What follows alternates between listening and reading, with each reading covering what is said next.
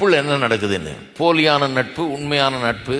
உண்மையான நட்பில் ஒரு சிநேகிதன் நமக்கு நம்முடைய தவறுகளை சுட்டி காண்பித்து நம்மை திருத்த வேண்டும், நம்ம நல்ல வழியில் கொண்டு செல்ல வேணும், நாம் இன்னும் ஜொலிக்க வேணும்னு சொல்லி அந்த விதத்தில் நம்ம அன்பு கூறுறதுனால நம்முடைய சிநேகிதன் உண்மையான சிநேகிதனாக இருந்தால் நம்முடைய தவறுகளை சுட்டி காட்டுகிறான். அதே மாதிரி தான் திருமணத்திலையும் நடக்குது.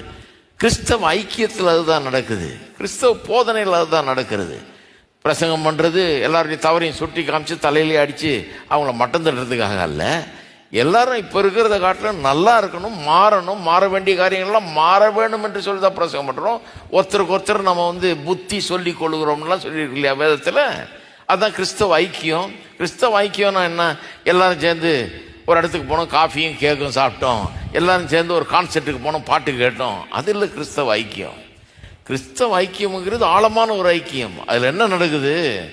ஒருத்தரை ஒருத்தர் அன்பு கூர்ந்து ஒருவருடைய குறைகளை ஒருவருக்கு சொல்லி காமிச்சு அதை திருத்த சொல்லி அவர்கள் மேம்படுகிறதை பார்த்து அதை அன்போடு செய்து இப்படியெல்லாம் கிறிஸ்தவ நட்பில் நடக்கிறது இல்லையா.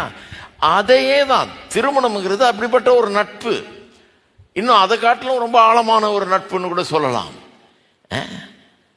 அந்த நட்பில் ஒருவர் இன்னும் சிறந்தவர்களாக மாற்றுவதற்காக முயற்சி எடுத்து அப்படி வாழ வேணும் என்ற தீர்மானத்தோடு சிலர் திருமண வாழ்க்கையில் நுழையலாம். இங்கே பிரசங்கம் கேட்டவங்க அப்படி தான் நுழையணும். திருமணம்ங்கிறது ஒரு ஆவிக்குரிய நட்பு.